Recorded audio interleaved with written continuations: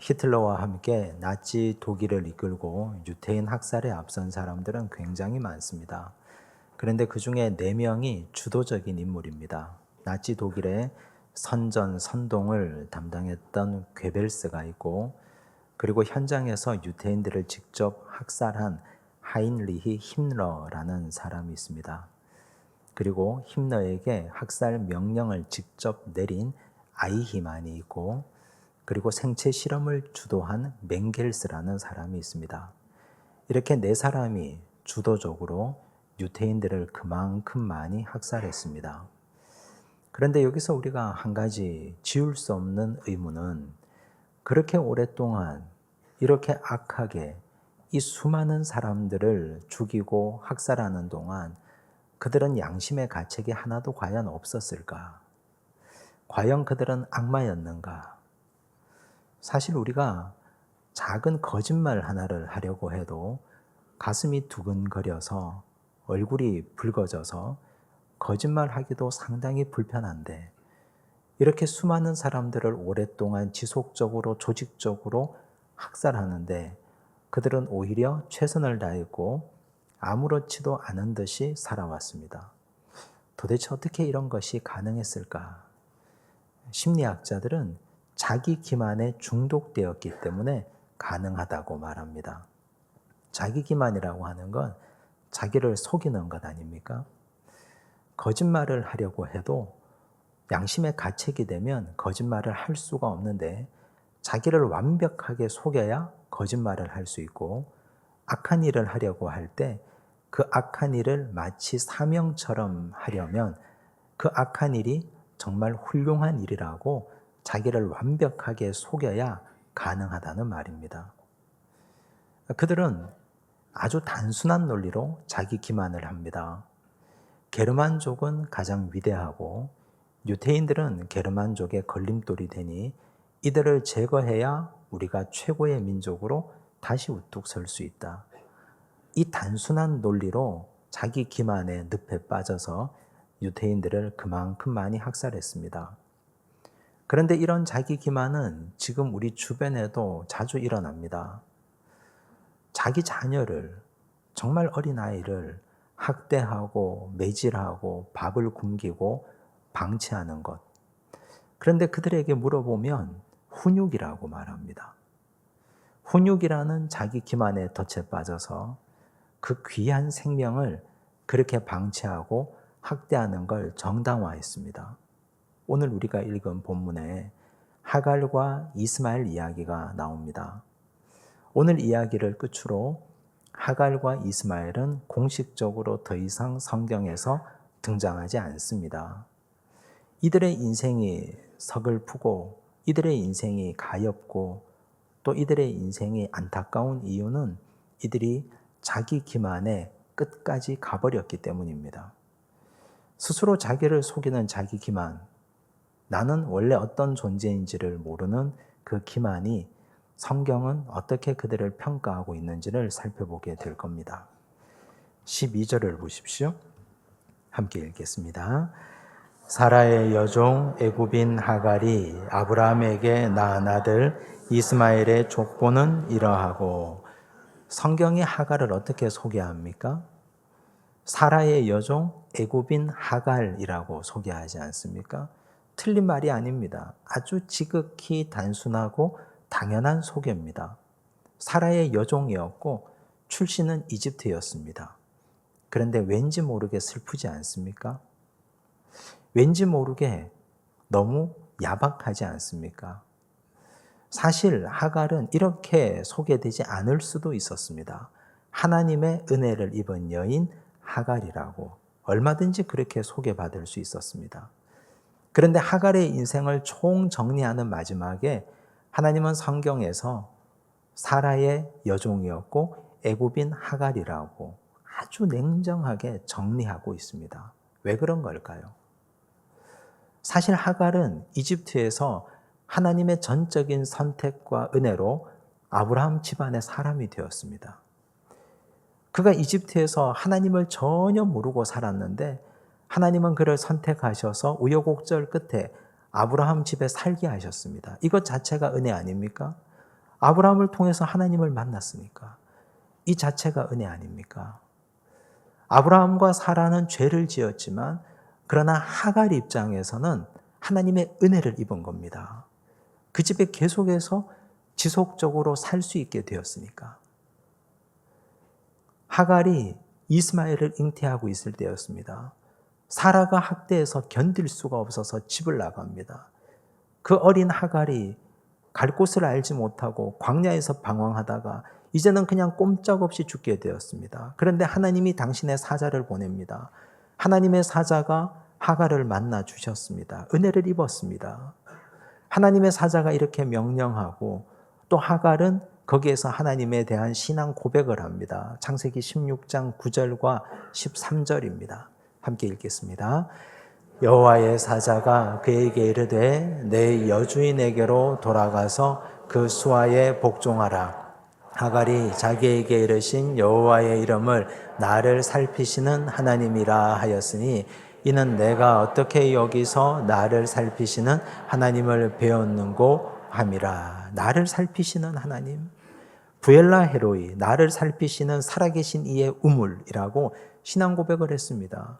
갈 바를 알지 못할 때 하나님이 당신의 사자를 보내시고 하갈을 만나 주셨지 않습니까? 그 은혜에 감격해서 성경에 나오는 최초의 신앙 고백이 바로 하갈의 고백입니다. 여호와 이레의 고백보다 훨씬 더 앞서서 고백한 겁니다. 이렇게 그녀는 은혜를 입은 여인이었습니다. 여호와의 사자가 그에게 명령했지 않습니까? 집으로 돌아가서 너 여주인 안주인의 수하에 복종하라고 명령했습니다. 방향을 주셨습니다. 무슨 말입니까? 너는 돌아가서 철저하게 너의 위치가 어디인지 무엇인지를 깨닫고 겸손하게 살라는 뜻입니다. 은혜의 자리를 떠나지 말라는 뜻입니다. 네가 아브라함의 가정의 일원이 된 것은 전적인 은혜의 선택이니 그 은혜의 자리를 박차고 나오지 마라. 그 자리에 머물러 있으면 너에게 은혜가 되고 복이 될지니 너 낳은 자녀와 함께 그 자리에 머물라는 방향이었습니다. 돌아가서 어떻게 되었습니까? 하갈이 집에 돌아가서 이스마엘을 낳습니다. 이스마엘을 낳자마자 이 여인의 생각이 바뀝니다. 교만해졌습니다. 마치 처음부터 내가 이 집의 안주인이었던 것처럼, 마치 처음부터 내가 이 집의 모든 것을 다 장악하고 차지하고 있었던 것처럼 행동합니다. 이스마엘도 그렇게 교육했습니다. 이삭이 태어나고도 한동안 더 그랬습니다. 이삭이 태어나서 젖될 때가 되었습니다. 그때 이스마엘의 나이가 대략 18세 정도 됩니다. 이제 청년입니다. 이스마엘이 이삭을 희롱합니다. 차하크, 희롱했다는 말은 성적으로 희롱했다는 뜻입니다. 그런데 하갈은 제재하지 않습니다. 원래부터 이스마엘이 이 집의 장자인 것처럼, 이 집의 맏아들이었던 것처럼 하나님의 은혜와 긍휼로 말미암아 하갈과 이스마엘이 그 집에 들어와서 하나님의 은혜에 접붙임을 받아서 그 집에 살고 있음에도 불구하고 자신의 처지를 그대로 인정하지 못하고 원래 내가 이 집의 안주인이요 내 아들은 이 집의 모든 유산을 물려받을 장자인 것처럼 그렇게 행동합니다. 하나님은 쫓아내라고 하셨습니다. 내보내라고 하셨습니다. 자기 자리를 모르는 사람, 자기 자리를 지키지 못하는 사람, 자기 자리가 어디인지 제대로 모르고 자기가 접붙임을 받은 것을 깨닫지 못하는 사람, 끊임없는 자기 기만의 늪에 빠져서 살아가는 사람, 하나님은 그를 내보내라고 말씀하셨습니다. 만약 하갈이 돌아가서 내 여주인의 수하에 복종하라 그 말씀을 잘 기억하고 자신의 처지를 잘 깨닫고 겸손하고 감사하며 그 은혜의 자리에 머물렀다면 아브라함의 늙은 종 다메섹 엘리에셀처럼 보호받고 인정받았지 않겠습니까?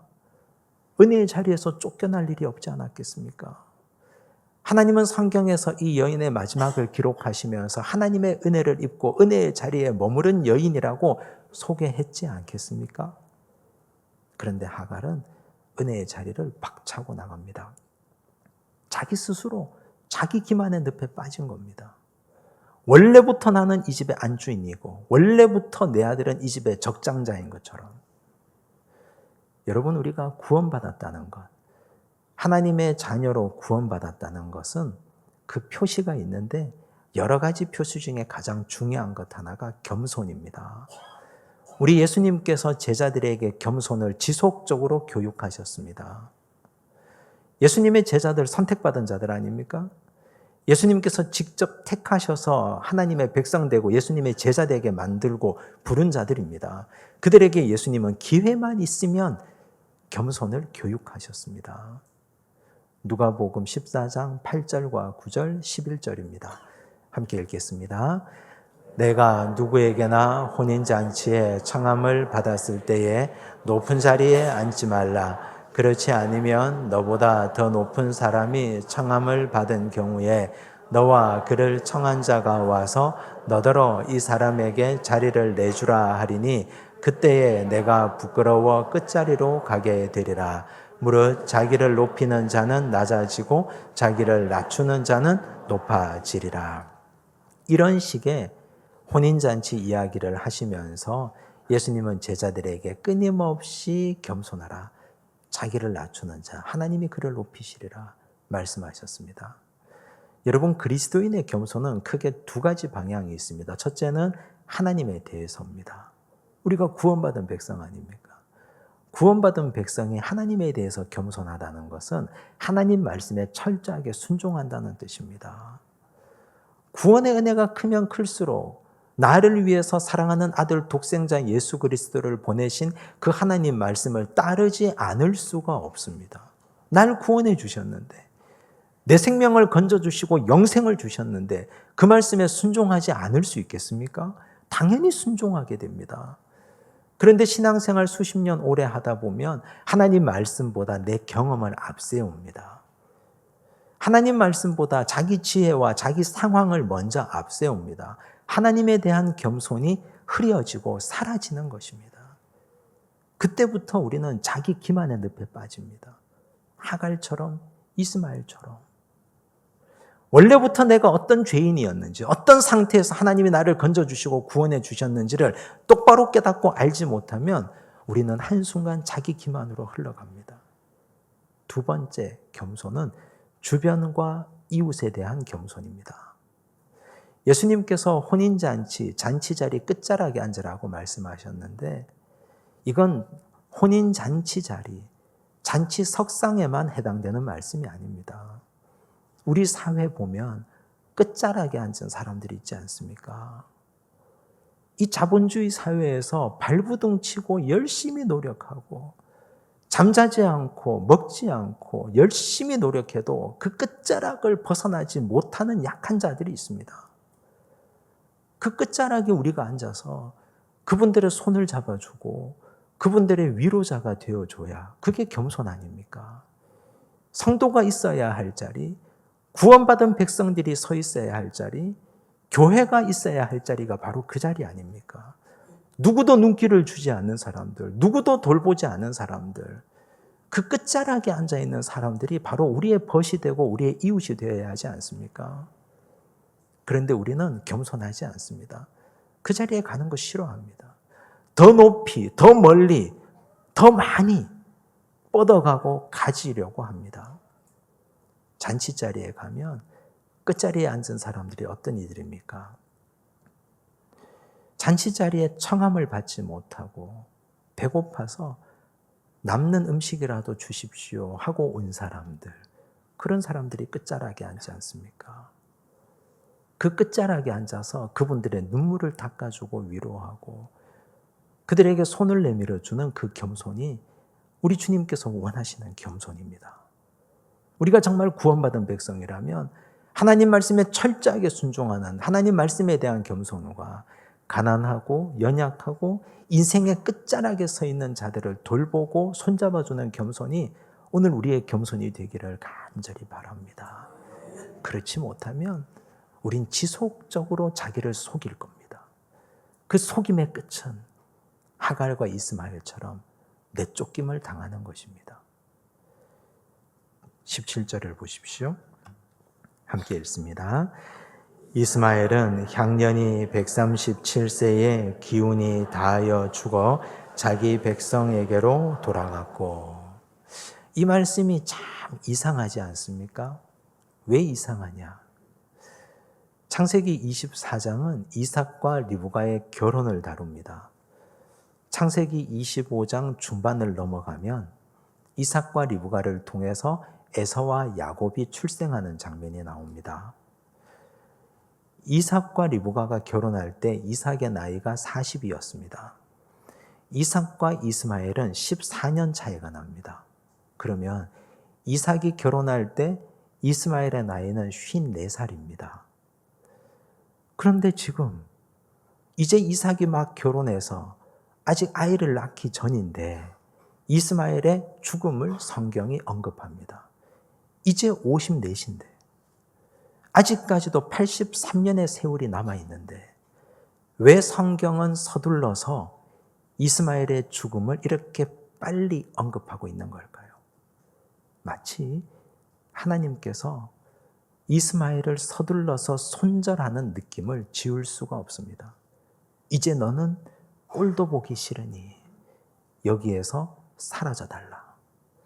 하나님께서 이스마엘의 83년을 기록하지 않으려고 하는 의도를 읽을 수 있습니다. 왜 그렇게 한 걸까요? 다시 17절을 보십시오. 함께 읽습니다. 이스마엘은 향년이 137세에 기운이 다하여 죽어 자기 백성에게로 돌아갔고 자기 백성에게로 돌아갔다 했습니다. 이스마엘이 죽었다는 얘기입니다. 그런데 이 백성은 누구며 돌아갔다는 것은 어디를 향해서 갔다는 건데 도대체 여기는 어디입니까? 이와 똑같은 표현이 25장 8절에 나옵니다. 25장 8절 함께 읽습니다. 그의 나이가 높고 늙어서 기운이 다하여 죽어 자기 열조에게로 돌아가매. 아브라함의 죽음을 말하는 겁니다. 자기 열조에게로 돌아가매. 똑같은 표현인데 열조와 백성만 다릅니다. 히브리어 성경을 보면 암이라고 표현되어 있습니다. 똑같습니다. 암은 열조로도 번역할 수도 있고 백성으로도 번역할 수 있습니다. 그러면 아브라함도 돌아갔고 이스마엘도 돌아갔습니다. 그럼 여기서 한 가지 궁금한 게 생기지 않습니까? 아브라함이 죽어서 돌아간 그곳이 이스마엘이 죽어서 돌아간 그곳입니까? 아브라함이 죽어 돌아간 그 열조가 이스마엘이 죽어 돌아간 열조와 같은 공간입니까? 같은 사람들입니까? 우리는 아브라함이 천국 갔다고 확신하고 있습니다. 그러면 표현이 이렇게 똑같으니까 이스마엘도 아브라함처럼 천국에서 눈 떴다고 믿습니까? 우리는 그걸 받아들일 수가 없습니다. 요한복음 5장 29절을 보십시오. 함께 읽습니다. 선한 일을 행한 자는 생명의 부활로 악한 일을 행한 자는 심판의 부활로 나오리라. 예수님께서 직접 하신 말씀입니다. 부활의 두 종류가 있다고 하셨습니다. 생명의 부활이 있고 심판의 부활이 있습니다. 돌아가는 곳은 죽어서 눈뜬 그곳이 천국일 수도 있고 죽어서 눈뜬 그곳이 지옥일 수도 있다는 말입니다. 차라리 내가 죽어서 존재 자체가 소멸되고 아무것도 없이 다 사라져버리면 좋을 것만. 그런데 죽어서 눈 뜨는 곳이 지옥이라면 나는 차라리 그런 부활은 원치 않는데, 그런데 선한 일을 행한 자, 행위구원을 말하는 것이 아닙니다. 하나님 말씀대로 잘 살고 믿음의 길을 걸어가서 구원 얻은 백성은 천국에서 눈 뜨는 것이고, 그렇지 않은 자는 돌아가서 심판의 부활로 지옥에서 눈 뜬다는 말입니다. 여러분, 성경은 천국과 지옥을 분명히 말하고 있습니다. 우리는 천국과 지옥을 마치 동화처럼, 옛날 이야기처럼 죽어서 없으면 그만이고 이런 식으로 받아들여서는 굉장히 위험합니다. 우리가 이 땅을 살아가는 이유, 우리가 이 땅에서 길어봐야 100년 남짓한 인생을 살아가는 것, 영원한 천국을 준비하는 기간 아닙니까? 우리가 이 땅에서 호흡이 끝나고 호흡이 끊어졌는데 생명의 부활로 천국에서 눈 떠야 할 것 아닙니까?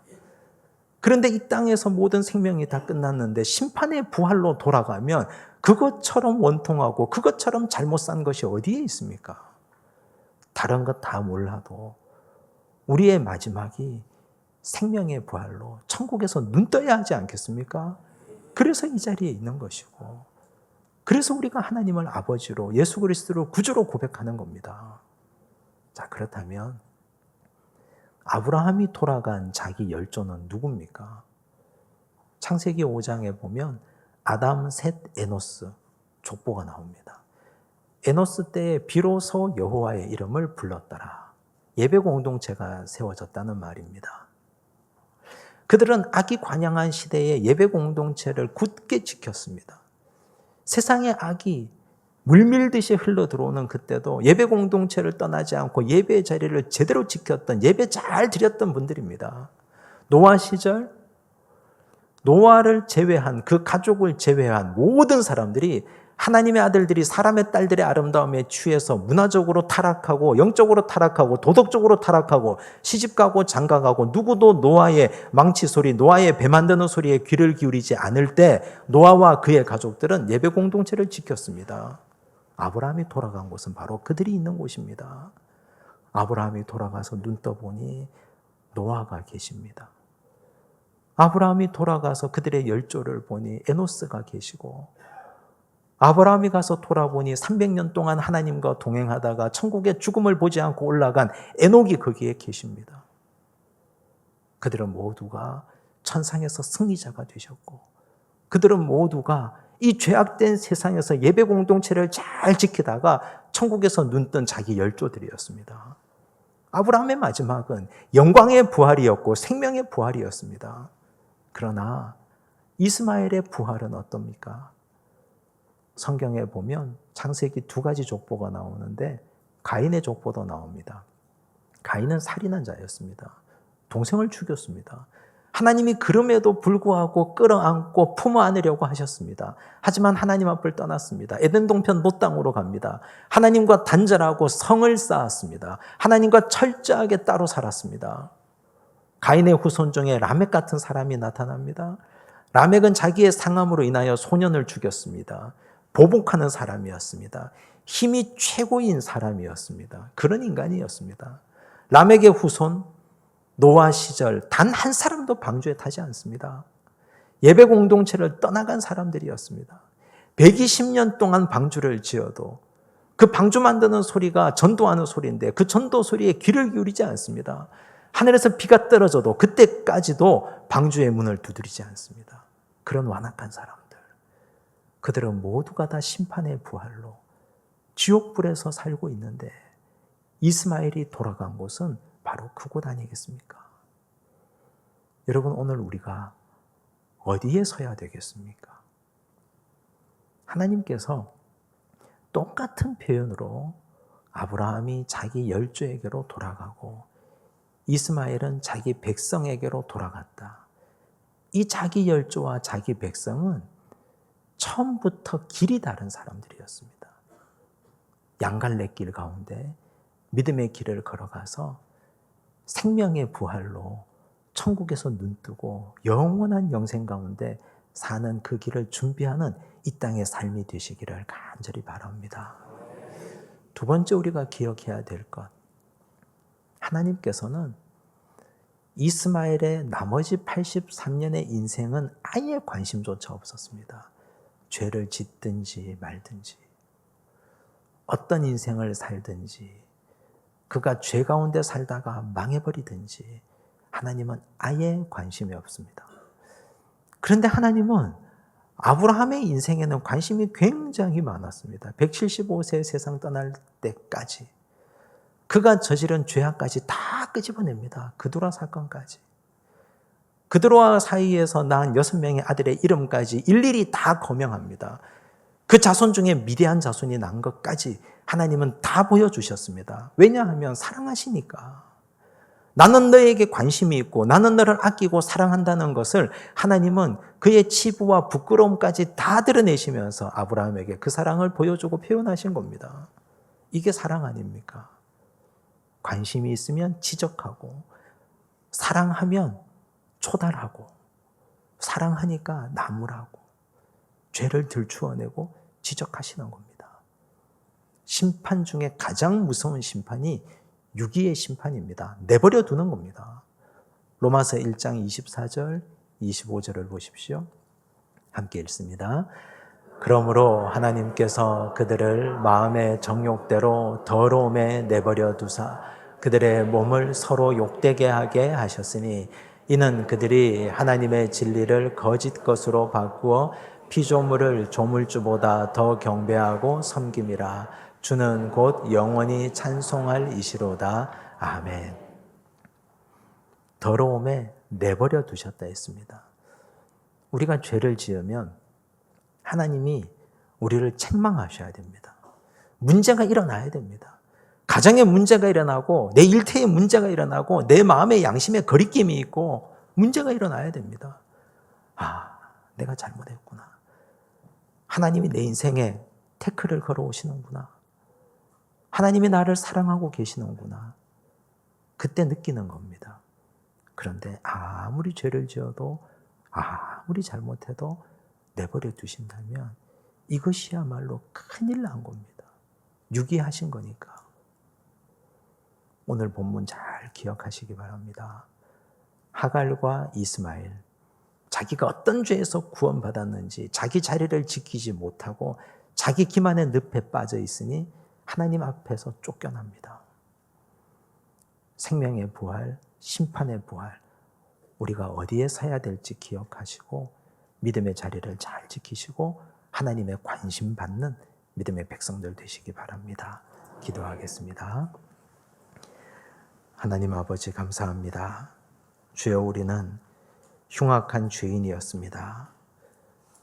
하나님 없이 살 때는 나를 왕으로 물질이 주인이 되어서 살아갔습니다. 그러나 하나님이 우리를 주권적으로 인도하시고 건지셔서 하나님의 자녀 삼으셨습니다. 겸손히 하나님의 말씀 따르기 원합니다. 교만하여 말씀을 제치고 나의 경험과 생각을 주장하지 않게 하여 주시옵소서. 어떤 일이 있어도 연약하고 끝자리에 앉은 사람들을 사랑하고 나도 그 자리에 함께 앉는 지혜도 겸손도 허락하여 주시옵소서. 아브라함처럼 일평생 하나님과 함께 잘 동행하다가 생명의 부활로 천국에서 나를 기다리고 계시는 믿음의 어른들과 믿음의 백성들과 함께 영원한 혼인잔치에 참여하게 하여 주시옵소서. 주여, 우리를 눈동자같이 살피시고 보호하시고 죄 지을 때마다 초달하시는 하나님을 찬양합니다. 유기의 심판 당하지 않도록 도우시고 하나님의 관심, 하나님의 사랑이 언제나 나를 떠나지 않도록 그 사랑 붙잡고 살아가게 하여 주시옵소서. 모든 말씀 예수님 이름으로 기도드리옵나이다. 아멘.